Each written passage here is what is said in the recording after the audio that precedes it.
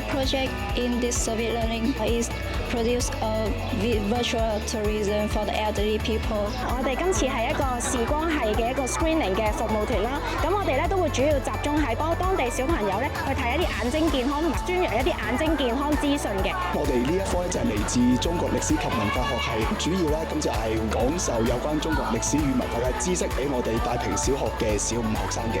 這是我第一次做 service learning， 透過遊戲以及教材來提高學生們的財商知識。呢一度嘅小朋友係好少可以接觸到一啲外國或者係外邊嚟嘅人，咁我哋嘅一個嚟到其實係對小朋友去到認識外面嘅世界咧係好有一個正面嘅一個作用嘅。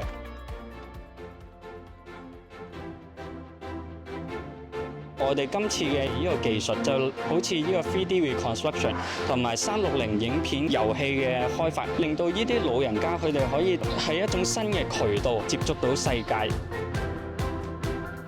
我哋仲有機會實踐落去社區啦，咁樣俾啲老人家睇到，咁我覺得意義都好大。For the students, most of their time they spend it into the classroom. So now we are exporting our experiences outside in a different environment. So all the single moments are quite interactive and so special.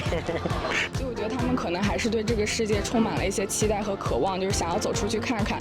所以这也是我们这个项目的意义所在，就是鼓舞他们努力走出大山去旅游。这样，就是來之前我不知道這裡是壯族和苗族的自治州，我覺得就有多了解到少數民族一些文化，我覺得很有意思。我覺得嚟到呢度都收穫咗好多，即係認識到好多好得意嘅小朋友啊，同佢哋一齊去山上面睇一啲唔一樣嘅嘢啊，同埋學下一啲中國嘅文化，即係喺香港即係睇唔到。希望我們跟你們一起玩嗎？喜歡。